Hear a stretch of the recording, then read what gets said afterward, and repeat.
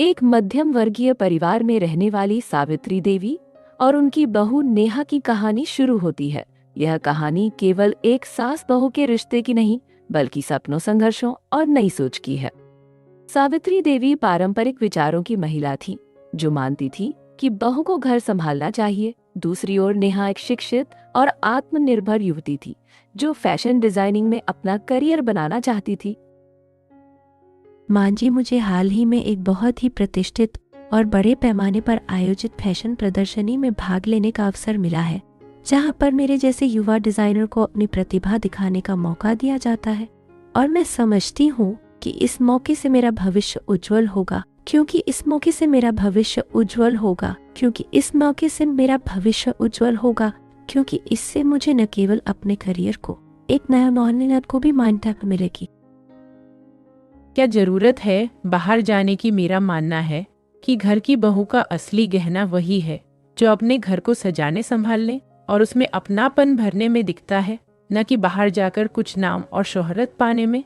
मैं समझती हूँ कि अपने घर का सम्मान अपनी परंपरा करना और परिवार के साथ रहकर जिम्मेदारियों को निभाना ही सबसे महत्वपूर्ण है, और यही मेरी सोच का असली आधार है। नेहा को उम्मीद नहीं थी कि उसकी सास इतनी सख्त प्रतिक्रिया देंगी। उसने सोचा था कि वे उसका समर्थन करेंगी, लेकिन स्थिति उलट थी।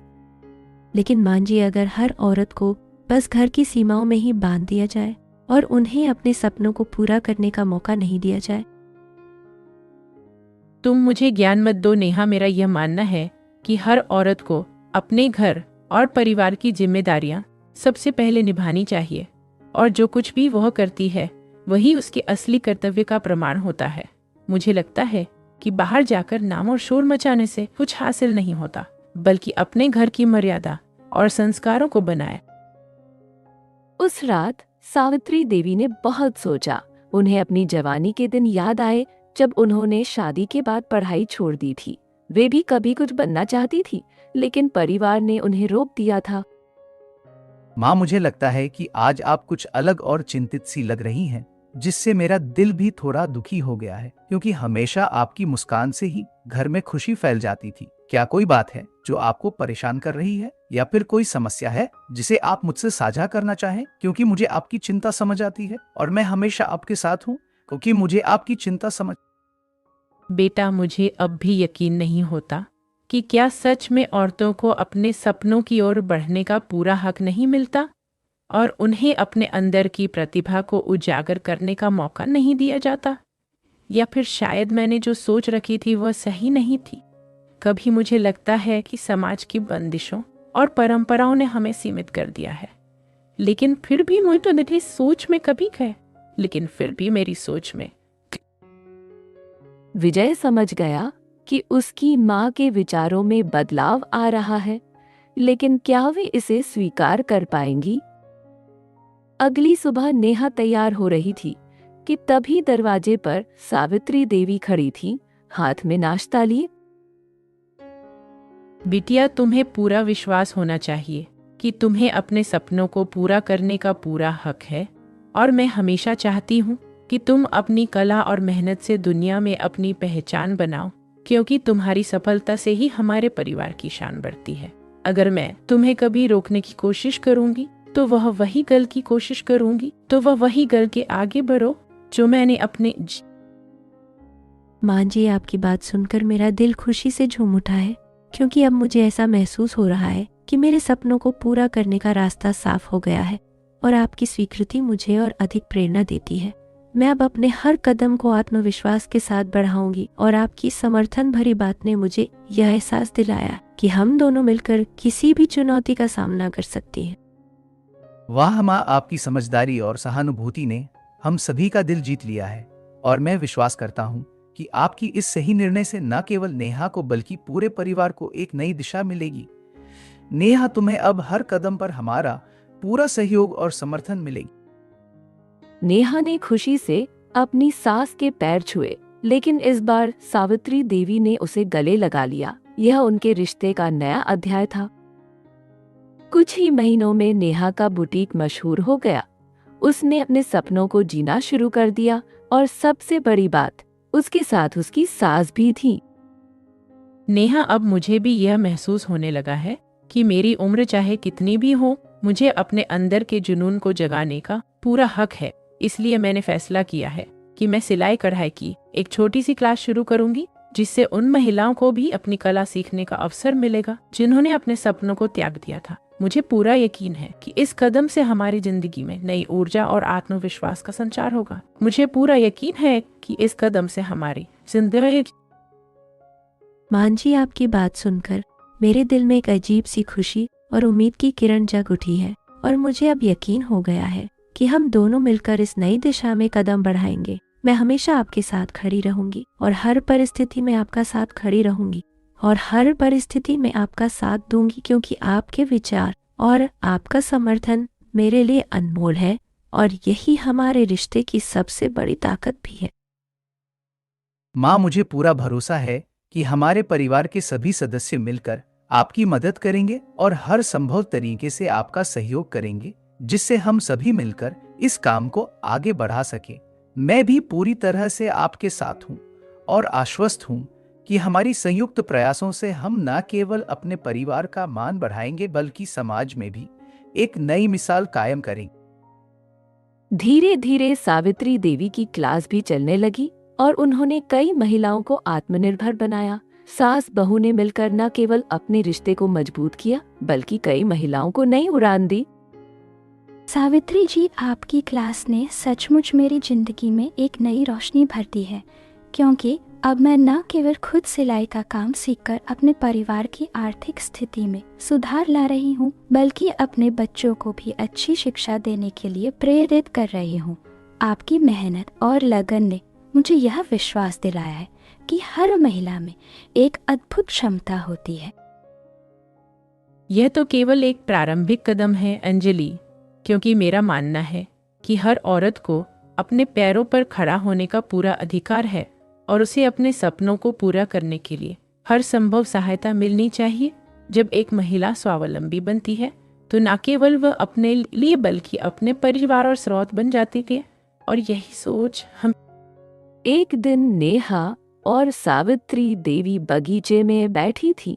करके मान जी, जब मैं पीछे मुड़कर देखती हूँ तो कभी कभी मुझे यह सोचने पर मजबूर होना पड़ता है कि क्या आपकी जिंदगी में वह मौका आया था जब आपने अपने सपनों को आजमाने का विचार नहीं किया, और क्या आपको अब भी कभी पछतावा होता है कि आपने पहले वह कदम क्यों नहीं उठाया, जिससे शायद आपकी जिंदगी में भी नई दिशा और खुशी की किरण आ सकती थी, या फिर आपकी सोच में कभी कोई कमी रह गई थी। हाँ नेहा, कभी कभी मुझे भी ऐसा लगता है कि अगर मैंने अपने सपनों और इच्छाओं को पूरा करने का प्रयास किया होता तो शायद आज सब कुछ और होता। लेकिन अब जब मैं पीछे देखती हूँ तो मुझे यह संतोष भी होता है कि मैंने समय रहते अपनी सोच में बदलाव किया और खुद को बेहतर तरीके से समझा। अब मुझे दुख भी है कि पहले मैंने वह मौका खो दिया, पर अब मुझे अपनी नेहा मुस्कुराई और अपनी सास का हाथ थाम लिया। अब वे केवल सास बहू नहीं बल्कि दोस्त भी थीं। उनकी यह कहानी साबित करती है कि रिश्ते अधिकार से नहीं बल्कि आपसी समझ, प्रेम और सहयोग से मजबूत होते हैं। सास बहू का रिश्ता जंजीर नहीं, पंख होना चाहिए जो उड़ने की आजादी दे, ना कि रोकने की वजह बने। और इस तरह सावित्री देवी और नेहा ने मिलकर न केवल अपने रिश्ते को बदला बल्कि कई और महिलाओं को उड़ने की हिम्मत दी। शहर की हलचल से दूर एक छोटे से कस्बे में सुदर्शन निवास नाम का पुराना घर था। इसमें गायत्री देवी रहती थी, जो सख्त अनुशासन और कड़े मिजाज रखती थी। उनके बेटे आदित्य की शादी हाल ही में नेहा से हुई थी। नेहा एक पढ़ी लिखी आत्मनिर्भर लड़की थी जिसकी परवरिश आधुनिक माहौल में हुई थी और वह मानी जाती थी। गायत्री देवी की सोच पारंपरिक थी। वे मानती थी कि बहू को घर संभालना और परिवार की मर्यादा का पालन करना चाहिए, जबकि नेहा रिश्तों में बराबरी सही समझती थी। धीरे धीरे गायत्री देवी और नेहा के बीच मतभेद बढ़ने लगे। छोटी बातों पर बहस होने लगी और नेहा के ऑनलाइन जॉब करने के फैसले से टकराव और तेज हो गया। नेहा, मुझे लगता है कि घर की बहू का मुख्य काम घर का ध्यान रखना और परिवार की मर्यादा का पालन करना होता है। माँ जी, मैं समझती हूँ कि घर का काम संभालना जरूरी है, पर मैं ये भी चाहती हूँ कि मैं अपना करियर आगे बढ़ा सकूं। मेरे विचार से आर्थिक रूप से स्वतंत्र रहना हमारे परिवार के लिए भी फायदेमंद है। अगर मैं अपनी नौकरी कर सकूं तो इससे न सिर्फ मेरा आत्मविश्वास बढ़ेगा, बल्कि परिवार को भी अतिरिक्त सहायता मिलेगी और हम सभी मिलकर घर की जिम्मेदारियों को अच्छे से निभा सकेंगे। माँ, मुझे लगता है कि नेहा बिल्कुल सही कह रही है। आजकल के समय में पति पत्नी मिलकर घर की जिम्मेदारियां बांटते हैं और दोनों का योगदान महत्वपूर्ण होता है। हमें परंपराओं को समझते हुए आधुनिकता के साथ कदम मिलाकर चलना चाहिए। मेरा मानना है कि अगर हम सभी मिलकर समझदारी से काम करें तो घर के सभी काम आसानी से पूरे हो सकते हैं और परिवार में खुशहाली बनी रहती। लेकिन हमारी पुरानी परंपराएं और रीति रिवाज यही बताते हैं कि घर की बहू को हमेशा घर के अंदर रहकर परिवार की देखभाल करनी चाहिए। यह विचार सदियों से चला आ रहा है और इसे बदलना मुश्किल है। मुझे लगता है कि घर की शान और मर्यादा बनाए रखने के लिए यह नियम जरूरी है, क्योंकि बाहर के माहौल में कई तरह की असमानताएं और खतरे हो सकते हैं। गायत्री देवी और नेहा की बहस बढ़ती गई। स्थिति इतनी गंभीर हो गई कि एक दिन गायत्री देवी ने गुस्से में ऐसा कथन दिया जिससे घर का माहौल बदल गया। अगर तुम्हें इस घर के नियम और परंपराएं स्वीकार नहीं है तो मुझे लगता है कि तुम्हें यहाँ रहना उचित नहीं होगा। मैं जानती हूँ कि घर के नियम बहुत पुराने हैं, परंतु उनका पालन करना हमारी सांस्कृतिक विरासत का हिस्सा है। इसलिए अगर तुमने अपने विचार स्पष्ट कर लिए हैं और मान लिया है कि तुम्हारा रास्ता अलग है, तो तुम स्वतंत्र रूप से अपना निर्णय ले सकती हो। लेकिन याद रखो कि परिवार की इज्जत और सम्मान सर्वोपरि है। यह सुनकर नेहा का दिल सचमुच टूट गया। उसने बिना किसी शब्द के अपना बैग पैक किया और मायके जाने का निर्णय लिया, जिससे घर का माहौल उदास हो गया। नेहा, कृपया थोड़ी देर के लिए रुक जाओ। मुझे लगता है कि यह समस्या जितनी बड़ी लग रही है, असल में हम दोनों मिलकर इसे बातचीत और समझदारी से सुलझा सकते हैं। हर समस्या का हल होता है अगर हम एक दूसरे की बात को ध्यान से सुनें और समझें। हमें जल्द ही एक समाधान निकाल लेना चाहिए ताकि परिवार में फिर से शांति और समझदारी का माहौल बन सके, ताकि परिवार में फिर से शांत। मुझे लगता है कि जब तक मैं इस घर में सिर्फ एक बहू की भूमिका निभाती रहूंगी, तब तक हमारे रिश्ते में वह गर्माहट और मजबूत बंधन नहीं बन पाएगा। मैं चाहती हूँ कि हमारा रिश्ता सिर्फ पारंपरिक जिम्मेदारियों तक सीमित न रहे, बल्कि उसमें आपसी समझ, सम्मान और प्यार का नया अर्थ जुड़ जाए। हमें एक नए तरीके से अपने रिश्ते को परिभाषित करने की जरूरत है, जिससे हम दोनों का जीवन और भी खुशहाल बन सके। जिसे हम दोनों का जीवन। नेहा चली गई। घर में गहरा सन्नाटा पसर गया। आदित्य बहुत परेशान था, लेकिन गायत्री देवी के चेहरे पर हल्की संतुष्टि झलक रही थी कि उन्होंने अपनी परंपराएं बचा ली। कुछ दिन बीत गए। आदित्य माँ के व्यवहार से निराश था और घर में बेचैनी छा गई थी। तब उनकी पुरानी सहेली सरिता जी आई, जो सोच में आधुनिक थी। गायत्री, मुझे लगता है कि तुमने अपनी बहू को घर से निकालकर जो भी पाया वह केवल अस्थायी समाधान था। रिश्ते केवल परंपराओं पर आधारित नहीं होते, बल्कि उनमें समझदारी, आपसी सहयोग और प्रेम की भी बहुत अहमियत होती है। हमें यह समझने का अपना मूल्य होता है और समस्याओं का समाधान बातचीत। गायत्री देवी को पहली बार अपनी गलती का एहसास हुआ। उन्होंने सोचा नेहा ने सच में कभी उनका अपमान नहीं किया था, वह सिर्फ अपनी पहचान बनाए रखना चाहती थी। क्या मैंने वास्तव में अपने परिवार को एकजुट करने की बजाय उसे बिखेरने का काम किया है? क्या मेरी कठोरता और पुराने नियमों ने हमें अलग थलग कर दिया है? मुझे अब यह सोचने पर मजबूर होना पड़ रहा है कि क्या मेरा दृष्टिकोण सही था, या मुझे अपनी सोच में बदलाव लाना चाहिए ताकि हम सभी मिलकर एक खुशहाल परिवार बना सके। आखिरकार गायत्री देवी ने फोन उठाया और नेहा से बात करने का प्रयास किया। उन्होंने अपनी भावनाओं को शांत ढंग से व्यक्त किया, जिससे उम्मीद की कि नेहा वापस आएगी। बेटा, मैं चाहती हूँ कि तुम एक बार मेरे पास आकर मुझसे मिलो और इस बात को समझो कि परिवार में हर किसी की अहमियत है। मेरा मन है कि हम बैठकर अपने मन की बात करें और पुराने मतभेद भूल जाएं। क्या तुम इस बात के लिए तैयार हो कि हम मिलकर एक नई शुरुआत करें और अपने रिश्ते को मजबूत बनाएं? नेहा चौंक गई। उसने कभी यह नहीं सोचा था कि उसकी सास, जो हमेशा कठोर और अनुशासित रहती थी, कभी उसे बुलाने का निर्णय लेंगी और साथ समय बिताएंगी। माँ जी, क्या आप ठीक है? मैं आपकी चिंता समझती हूँ और मुझे आशा है कि आप स्वस्थ और प्रसन्नचित्त होंगी। मैं जानना चाहती हूँ कि आपके हाल चाल कैसे हैं, क्योंकि मुझे आपकी देखभाल की बहुत फिक्र रहती है। कृपया बताएं कि क्या किसी भी प्रकार की परेशानी में तो नहीं है, ताकि मैं आपकी मदद करने के लिए हमेशा तैयार रह सकूं। मैं आपकी मदद करने के लिए हमेशा तैयार रह सकूं। हाँ बेटा, मैं वास्तव में चाहती हूँ कि तुम एक बार आकर मुझसे मिलो। मुझे लगता है कि हमें अपने मतभेदों को पीछे छोड़कर एक नया अध्याय शुरू करना चाहिए। परिवार की एकता और प्यार हमारे लिए सबसे महत्वपूर्ण है। मुझे भरोसा है कि हम दोनों बैठकर अपनी बातों को समझ सकते हैं और पुराने झगड़ों को भूलकर भविष्य में एक दूसरे के साथ बेहतर संबंध बना सकते हैं।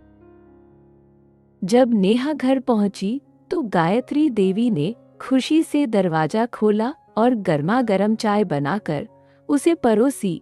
इस कदम से घर में उमंग का माहौल फैल गया। सचमुच मैंने हमेशा तुम्हें बहू की तरह समझा और तुम्हारे घर की देखभाल करने के लिए जिम्मेदार माना, पर कभी भी तुम्हें अपनी बेटी के समान अपनाया नहीं। अब मेरा दिल बदल चुका है और मैं चाहती हूँ कि हम दोनों एक नए दृष्टिकोण से अपने रिश्ते को देखें। मुझे लगता है कि अगर हम एक दूसरे के साथ खुलकर बातचीत करें और समझदारी से काम लें तो हमारा परिवार और भी मजबूत हो सकता है। यह सुनते ही नेहा की आंखों में आंसू आ गए। उसने भावुकता में गायत्री देवी का हाथ पकड़ लिया और मौन में बैठकर अपनी दुख भरी भावनाओं से महसूस की। मैं भी वही चाहती हूँ माँ। मुझे हमेशा से यह उम्मीद रही है कि हम दोनों के बीच का रिश्ता केवल पारिवारिक बंधनों तक सीमित नहीं रहेगा, बल्कि इसमें स्नेह, समझ और आपसी सहयोग का अद्भुत मेल होगा। मेरा दिल चाहता है कि हम एक दूसरे के अनुभवों को समझें और मिलकर अपने जीवन में खुशियों के नए रंग भरें। मैं आपसे बहुत प्यार करती हूँ। मैं आपसे बहुत प्यार करती हूँ। इसके बाद दोनों ने अपने रिश्ते को नए सिरे से शुरू किया। गायत्री देवी ने नेहा के ऑनलाइन काम को स्वीकार किया, बल्कि उसकी मदद करने में भी जुट गई। नेहा ने भी पारिवारिक मूल्यों को सम्मान दिया, लेकिन अपने आत्मसम्मान को बनाए रखा। अब वह घर सास बहू का नहीं, बल्कि दो पीढ़ियों के विचारों का संगम बन गया था। रिश्ते खून से नहीं, समझ और प्रेम से बनते हैं। अगर दो पीढ़ियां एक दूसरे को समझने की कोशिश करें तो सास बहू का रिश्ता एक खूबसूरत दोस्ती में बदल सकता है।